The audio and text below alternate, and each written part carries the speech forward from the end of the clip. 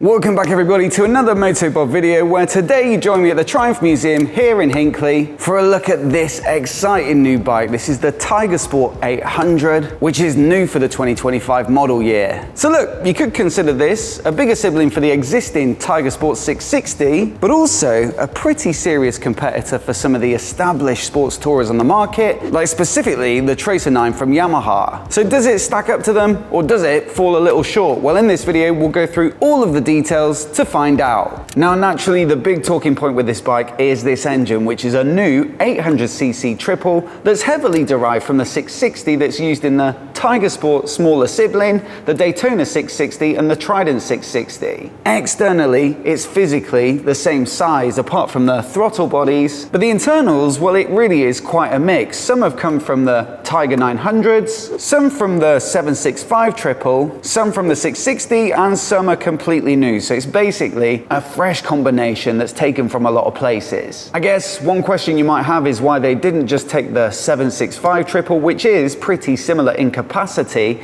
but they came up with this new engine, they say, to really emphasize the bottom end grunt that you need for a bike where you might be riding two up with luggage. And they've tried to give it a super flat torque curve to make it very usable on the road. The 765 is a little bit more top endy, and so this should be more suited for the kind of riding that this bike is made for. As for the top level figures, well, it's 113 horsepower up at 10,750 RPM, and there's 84 Newton meters of peak torque at 8,500. So that does make it fairly competitive with bikes like the Tracer 9 that I was just talking about. Although naturally being about 100cc down on that bike, it is a little bit lower. Still, the 660 version of this bike is a really lively ride, and so I'm expecting this to be a lot of fun with that extra 30 odd horsepower. From a more practical perspective as well, it's worth mentioning that they've redesigned the exhaust system with the cat held in a similar position under the belly of the bike, but then this one actually gets a silencer up at the side in a more traditional position. For me, it looks quite a lot nicer, and you'd expect so maybe on a bike that you're going to pay a little more for. But as a side benefit, you can actually fit a center stand to this bike,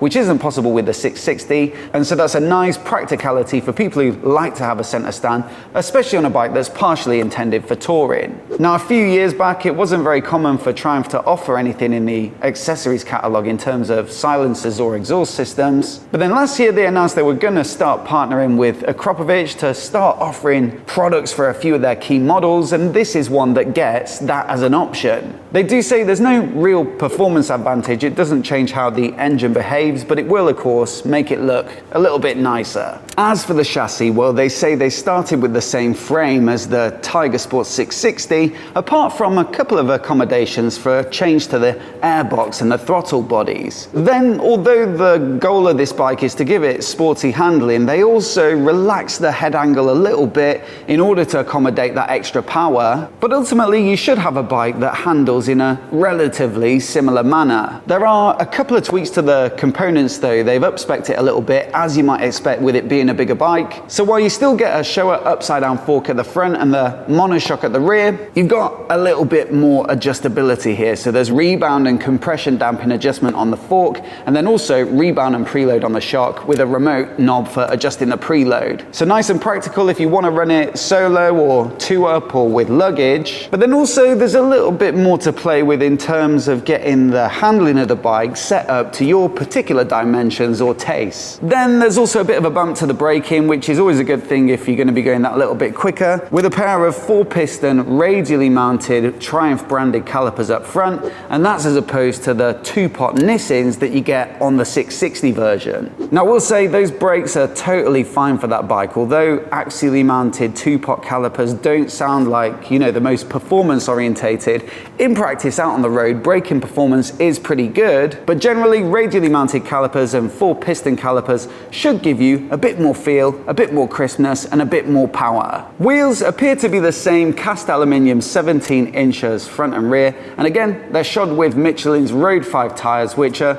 excellent sporty all-rounders for the road. As for the ergonomics, well, like I said, with the frame being largely similar to the 660, you can expect similar ergonomics, and there's actually a 660 just behind the camera there, which I've I've just had a quick sit on, and jumping onto this, it feels largely the same. The seat height is 835 millimeters. The pegs are in the same spot too, and the bars, I think I'm right in saying, are pretty much the same and in this kind of neutral position, which is nice and sat up, so you should be good for some decent miles. The only thing I will say is it does feel a little bit different to sit on because of the fact that you've got a bit more bodywork, and also the cockpit's a little bit more cocooned with these extra deflectors on the side. You've still got the adjustable screen that you can just do with one hand and push it up and down. And so yeah, over distance, this should be the more comfortable of the two. On top of that, they've also tried to make it that little bit more comfortable for the passenger. With it being a more powerful bike, it's perhaps more suited to two-up riding, and so the passenger seat has actually been made 20 mil wider just to give it a little bit more space to spread your weight over. As for the technology package, well, it's that 660 split dash with the inverted LCD at the top. You've got the TFT at the bottom, which is quite small but well laid out for getting through all your menus and stuff. And through this, you can administer the riding modes, of which you've got 3, so rain, road, and sport. Now this bike does get an inertial measurement unit, so lean angles are fed into the rider aid, so you've got cornering ABS and cornering traction control. And you've also got cruise control fitted as standard, which is another great tool if you're looking to eat up some miles. On top of that, there's the quick shifter fitted as standard as well, and the connectivity module also comes as standard, which opens up the ability to pair a headset and your phone to control calls, music,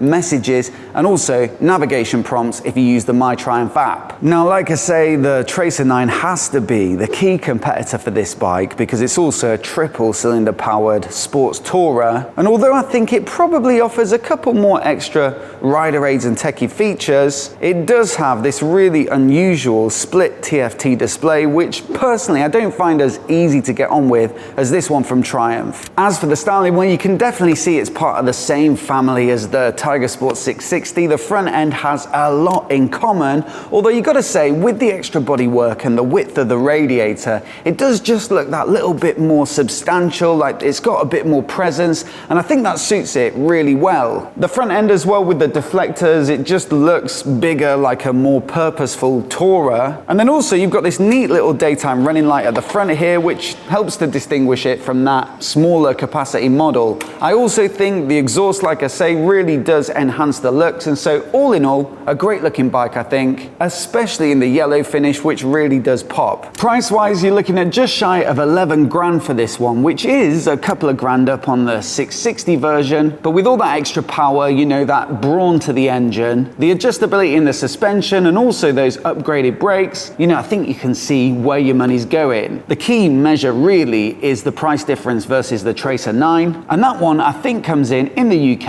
at £11,116. It's a fairly minimal difference of about 100 quid, but Triumph of course will be happy that this slightly undercuts it. Although it is worth pointing out with that bike, I think you do get a bit more power, but ultimately it's going to be very close, and which is the better buy I think is going to come down to which one feels best out on the road. So it's definitely a 2-bike test that I'm very keen to do next year when this one is available for review. As always though, I'd love to know what you think of it in the meantime, so do let me know down in the comments below, and which one on paper do you think you'd go for. Also, I'll put my review of the Tiger Sport 660 on the screen now, so you can give it a click and give it a watch if you haven't already. It's a great alternative if this looks a little too powerful or maybe out of budget, and it's a great handling bike, so certainly worth your consideration. Do hit subscribe as well if you want to see more of the latest motorcycle news like this right here on MOTOBOB. There's plenty of bikes still to be launched this year, and we'll be covering them all in full detail as well as hitting them up at the major shows. A massive thanks for watching today, and we'll see you in the next video.